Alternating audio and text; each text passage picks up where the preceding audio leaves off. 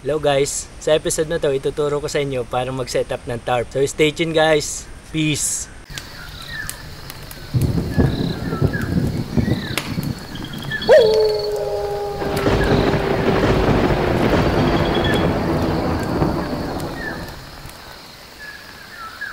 Hello guys, welcome back sa akin channel. In this episode, tuturo ko sa inyo paano mag-setup ng tarp sa pagka-camping. Hawak ko ngayon is a tarp na gawa ng dahon, burana. Kasi mga 3 years na rin to sa akin. Dalawang pouch to. Tapos itong isa, lagayan to ng mga paracord, then pegs. So, ano bang dapat natin gawin pag magpipitch tayo ng tarp? Unang-una, check nyo muna yung paglalagyan nyo kung clear ba yung taas. Tapos, syempre yung spot natin dapat safe, hindi siya masyadong malapit sa bangin. Tapos, syempre, check nyo rin yung puno. Kasi baka mamaya niyan, napakalaking puno pala. hindi na malalagyan ng tree hugger yon. Alanganin naman na sobrang liit. Kasi baka pag humiga ka, yung mundo. Nangyari yan sa akin. Kasi no choice talaga ako walang mapaglagyan. Kailangan natin doon ng paracord para kontrahin yung pagyundo niya. So yun guys, yun yung mga dapat nyong tandaan bago kayo mag-setup ng tarp sa pagka-camping. Check nyo talaga. Kasi mamaya natutulog ka, may bumagsak na lang, hindi mo alam. Tapos, ang pag-setup ng tarp nakadepende sa panahon. Malamig, mainit, mahangin, maulan. Meron lang akong ituturo sa inyo na friction nut and connecting nut. Dalawang categories yun. Sa friction nut may dalawang uri, then sa connecting nut isa lang. Kaya mabilis nyo lang matatandaan yon. So, let's go. I-setup na natin. Itong paracord 550LB na US made survival paracord to na may 7 strand. Ito yung magiging ridge line natin. Next is the pegs, plastic pegs to, may tape para visible siya pag gabi. Tapos ibinalot ko siya sa rubber ng bike, tinalian ko para hindi siya makatusok or sa mga gamit natin. So meron akong 7 pegs, reserba yung isa. Ang kailangan lang natin is 6. Pinili ko yung plastic kasi magaan eh. Meron tayong paracord na merong triangle veneer. So itong paracord na to is 2mm. Ito 4mm to. Ito 2mm na 6 strand. Goods talaga to. So meron din siyang 6. Itong triangle veneer, pang-connect natin to sa tarp. So mas maganda siguro yung S veneer. Hanapin niyo 'yon. Pa letter S. So ganito 'yon. Ganito. S veneer.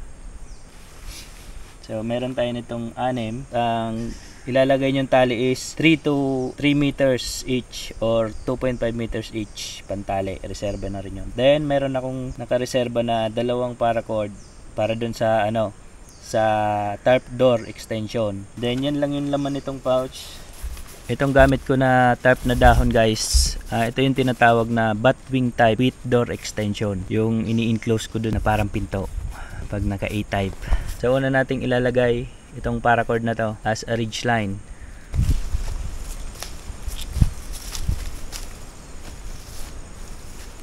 Yun guys, itong dalawang puno na to ng mahogany, mga 4 na hakbang ko siguro, mga 4 meters, mga ganon. So sakto yon.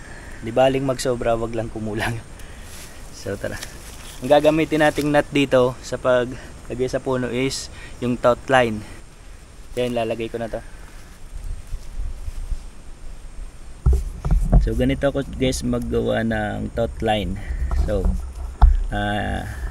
itong right ibabaw, then sa loob dalawang ikot, tapos isa dito sa harapan dito. Ang ginagawa ko, hindi ko yan dinidiretso, dito lang, tapos inahata ko ganyan. So ito para madali matanggal. So itong taut hitch na to, napakagandang tali ito kasi habang nahatak siya, humihigpit yan. So pwede nyo rin siyang i-adjust. Ganyan, pag na-adjust nyo yan, di gagalaw yan. Yan. Kahit hatakin mo yan ng napakalakas. Yan. So ang advantage na may ganito, kasi kahit sobrang higpit yan, mabilis nyo matatanggal yan. Yan, ganyan. Ayun. Taut hitch or not. Yan yung gagamitin natin guys. Yan.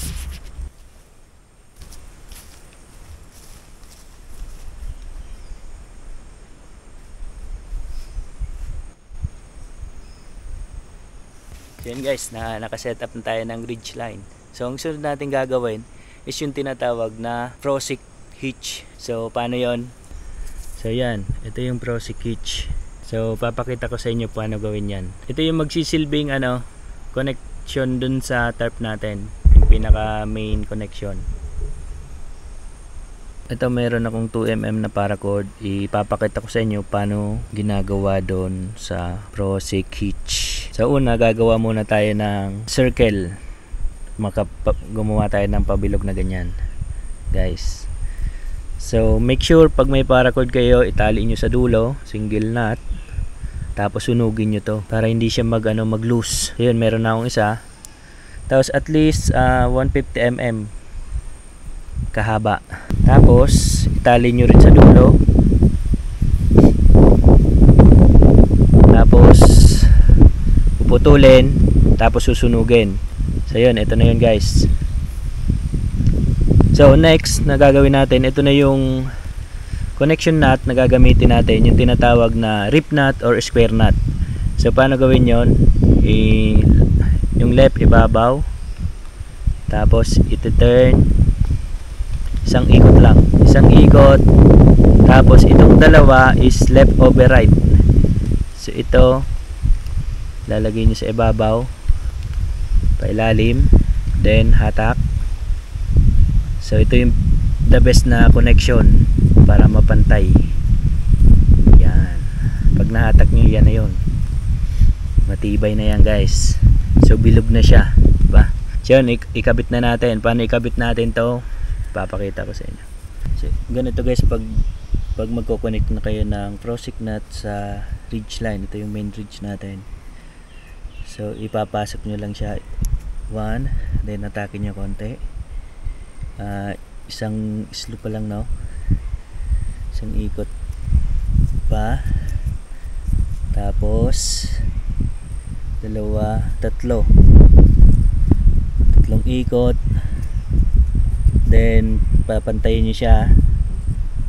Dapat hatakin nyo mapantay, walang mag-overlap dito, dapat pantay siya. Kaya siya tinawag na hitch kasi kino-connect nila yung dalawang paracord na movable. So ang kagandahan dito, pwede mo siyang i-adjust ganyan, igalaw mo ganyan, pero pag hinatak nyo ganyan, hindi.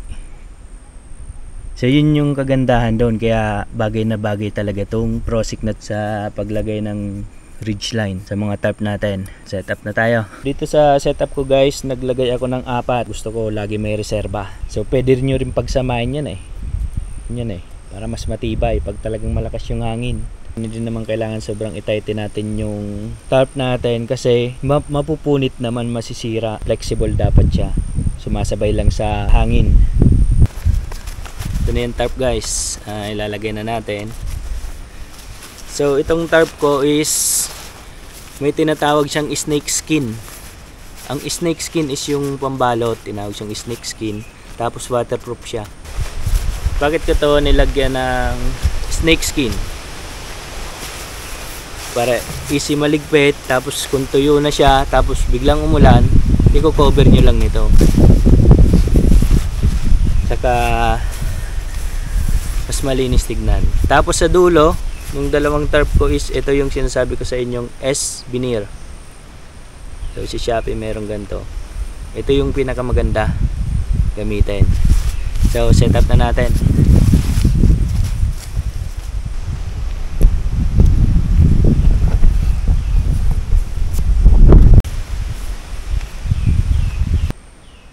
Ayun. So ang function nitong Prosic hitch is i-slide nyo lang siya para ma-straighten yung ma-stretch yung tarp nyo. Ganyan. Then pala guys, dun pala sa sinabi kong depende sa panahon is gaya nito, mahangin, maulan, medyo maulan na may hangin. So ang tarp natin dapat nasa medium level. Possible mga 300 mm lang from the ground. Yun yung maulan na mahangin pero hindi malamig, may mga ganon. Open lang yan, tapos bubuka, ganyan. Tapos i-slide. So yun.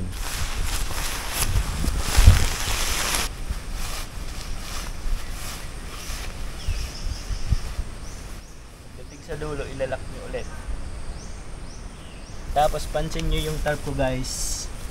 Sa dulo ng mga talian ng tarp ko, meron siyang rubber, flexible rubber yan, na 4mm. So, ang advantage nito is, kahit lumakas yung hangin, ang tarp natin sumasabay lang. Hindi siya na-stress, hindi na-stress to, yung tension dito. Kasi pag hindi siya flexible, may chance na mapunit dito, yan, nasisira to. So, advantage din to, na flexible rubber na to, na 4mm, pinakamaganda. Tips ko guys, di ba tignan nyo kung saan papunta yung hangin. So yun, titignan nyo yun. Bago kayo mag-setup ng tarp, titignan nyo kung saan papunta yung hangin. Possible, naka-cross siya doon. Naka-cross siya sa tarp. Or naka-slant, naka-ganyan. Para umulan man, hindi kayo papasukin ng tubig. Kasi mostly, pag nakaganyan yung tarp mo, ito yung hangin, dun yung pumapasok. Pag maulan, pasok lahat yan sa duyan nyo, basang-basa kayo yan sigurado. Kaya kung maraming option, maghahanap kayo ng magandang spot. Ganun yung hangin. Pero kung no option talaga ganito, ang tarp ko meron niya na door extension. Yun yung kagandahan ng tarp ko na yan. Kasi kahit nasa hangin siya doon, pwede mo siyang isara. Kahit pa paano nakakasangga konti yun. So yun, setup na tayo. So yun, ito na yung una nating isi-setup. Tapos kasabay nito, kukuha na tayo ng peg. Itong pegs na bakal na to, matibay ito eh. Kaya mostly ginagamit ko to. Kung nyari, papunta dito yung hangin, kung saan may malakas na hangin galing, dun ko to nilalagay kasi mas makapit to sa lupa eh. So yun, tara. Ito yung advantage dito sa veneer. Magaan to, plastic lang. Kahit yung S-veneer magaan din yon. Anytime na madumihan yung paracord nyo, pwede nyo tanggalin, tapos linisin, patuyuin. So yun, balik naman. So yun, ilalagay nyo lang siya. Ganyan lang kadali guys. Tapos luluwagan nyo to. Yan. So yan na yung pinakang connection nya. Flexible yan oh.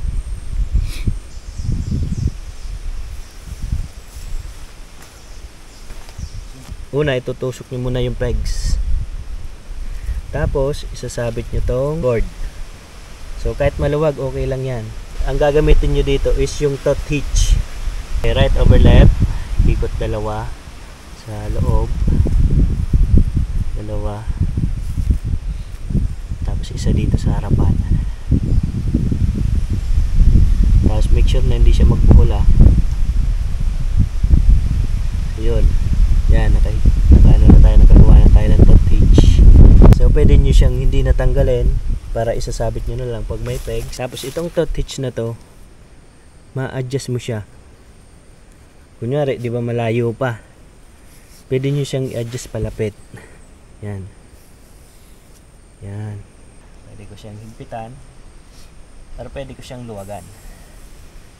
Kung balak nyo hindi pa baba, yung medyo open, luwagan nyo lang dito. Tapos maglalagay kayo dito ng kahoy. So, sample. Kita natin kasi mahangin. Yun.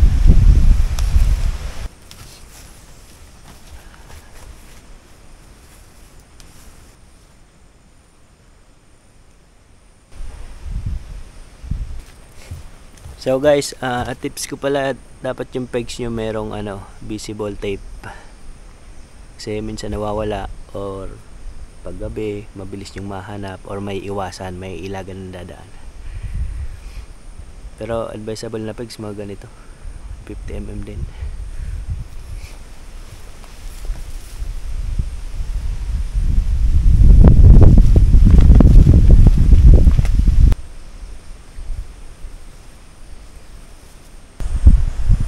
So sakto lang yung taas. Yun. Tapos pag naglalagay kayo ng pegs, dapat nakahook siya ganyan, o nakatali. Pag mahangin, pwede nyo Ikot siya dyan. Ilog pa ng isa. Para sigurado hindi matanggal. So yun guys, kunwari ito yung tukod nyo sa tarp. Pwede rin mataas pa. So this time, i-demo ko lang sa inyo kung bakit napakagandang tali nung taut line. So ganito yon, purpose natin. So if in case gusto nyong itaas to kasi mainit, tsaka magsiset kayo ng lutuan dito, ang gagawin nyo lang is luwagan tong taut hitch line. Pag naluwagan nyo na, itutukod nyo na siya yung kahoy nyo.